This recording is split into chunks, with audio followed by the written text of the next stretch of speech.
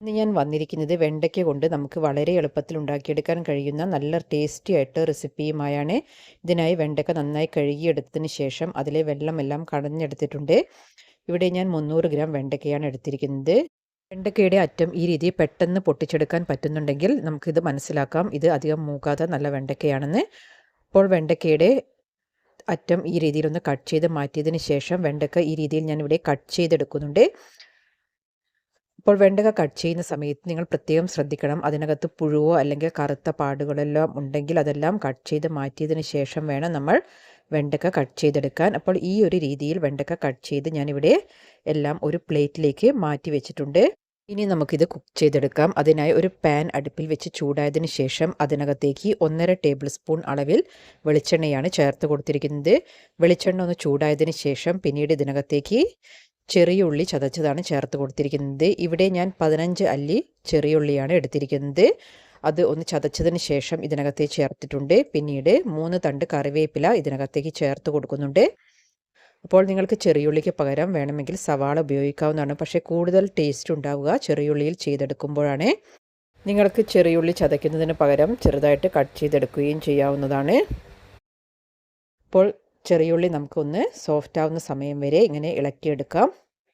അപ്പോൾ ചെറിയുള്ളിയും ആ കറിവേപ്പിലയും എല്ലാം ഒന്ന് ചെറുതായിട്ടൊന്ന് കളർ മാറി തുടങ്ങുന്ന സമയത്ത് നമുക്ക് ഇതിനകത്തേക്ക് 1 ടേബിൾ സ്പൂൺ അളവിൽ ചില്ലി ഫ്ലേക്സ് ചേർത്ത് കൊടുക്കാം.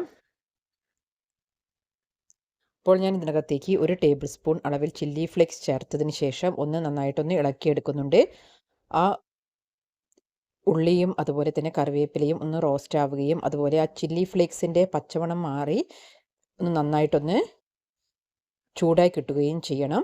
അപ്പോൾ ഈ സമയം വരെ നമുക്ക് ഈ രീതിയിലൊന്ന് ഇളക്കിയെടുക്കാം. പിന്നീട് ഇതിനകത്തേക്ക് 1/2 ടീസ്പൂൺ അളവിൽ മഞ്ഞൾപ്പൊടി ചേർത്ത് കൊടുക്കാം. അപ്പോൾ മഞ്ഞൾപ്പൊടി കൂടി ചേർത്തതിന് ശേഷം ഇത് ഞാൻ ഒന്നുകൂടെ ഒന്ന് ഇളക്കിയെടുക്കുന്നുണ്ട്.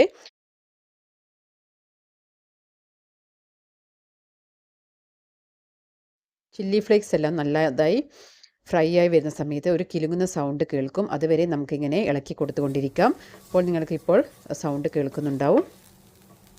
പിന്നീട് നമുക്ക് ഇതിനകത്തേക്ക് വെണ്ടയ്ക്കയുടെ പീസുകൾ ചേർത്ത് കൊടുക്കാം. വെണ്ടയ്ക്കയുടെ കഷ്ണങ്ങൾ ഇതിനകത്തേക്ക് ചേർത്ത ശേഷം ഇത് നന്നായിട്ടൊന്ന് മിക്സ് ചെയ്തെടുക്കുക. അപ്പോൾ ആ ചെറിയുള്ളിയും അതുപോലെ തന്നെ ചില്ലി ഫ്ലേക്സും എല്ലാം മിക്സായി കിട്ടുന്ന വിധത്തിൽ നമുക്കിത് നന്നായിട്ടൊന്ന് ഇളക്കിയെടുക്കാം. പിന്നീട് കൂടുതൽ സമയം ഇട്ട് കുത്തി ഇളക്കേണ്ട ആവശ്യമില്ല. കാരണം അങ്ങനെ ഇളക്കുമ്പോൾ വെണ്ടയ്ക്ക കുഴഞ്ഞു പോകുന്നത് പോലെയാവും. അതുകൊണ്ട് നമ്മളിത് കവർ ചെയ്ത് വെക്കേണ്ട ആവശ്യവുമില്ല. ഇടയ്ക്ക് ഇത് നോൺ സ്റ്റിക്ക് ആയതുകൊണ്ട് തന്നെ ഇത് അടിയിൽ പിടിക്കുന്ന അവസ്ഥയൊന്നുമില്ല. അപ്പോൾ നമ്മളിത് ഇടയ്ക്കൊന്ന് ഇങ്ങനെ ഇളക്കി കൊടുത്തുകൊണ്ടിരുന്നാൽ മാത്രം മതി.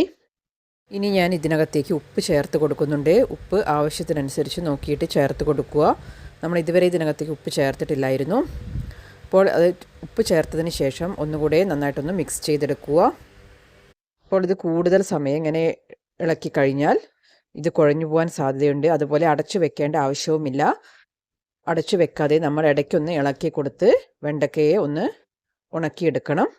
നിങ്ങളുടെ കയ്യിൽ ചെറിയുള്ളി ഇല്ല എങ്കിൽ നിങ്ങൾക്ക് അതിന് പകരം സവാള ചേർത്ത് കൊടുക്കാവുന്നതാണ്. സവാള പൊടി പൊടിയായി അരിഞ്ഞ് ചേർത്ത് കൊടുത്താൽ മാത്രം മതി. അപ്പോൾ ഇങ്ങനെ ഒരു വെണ്ടക്ക മെഴുക്ക് പുരട്ടിയും അതിനൊപ്പം ഒരു മോരുകറിയും ഒക്കെ ഉണ്ടെങ്കിൽ ചോറിന് പിന്നെ വേറെ ഒരു കറിയുടെയും ആവശ്യം ഒന്നും വരുന്നില്ല. ഇപ്പോൾ വെണ്ടയ്ക്ക ഞാനിങ്ങനെ നന്നായിട്ടൊന്ന് ഉലർത്തിയെടുക്കുന്നുണ്ട്. പിന്നീട് ഞാൻ ഇതിനകത്തേക്ക് അല്പം മാത്രം കുരുമുളക് പൊടി ചേർത്ത് കൊടുക്കുന്നുണ്ട്. ഇങ്ങനെ കുരുമുളക് പൊടി ചേർക്കുമ്പോൾ ഇതിന് നല്ലൊരു ടേസ്റ്റാണ് കഴിക്കാൻ. അപ്പോൾ നിങ്ങൾക്ക് ആവശ്യമുണ്ടെങ്കിൽ മാത്രം ഇത് ചേർത്ത് കൊടുത്താൽ മതി.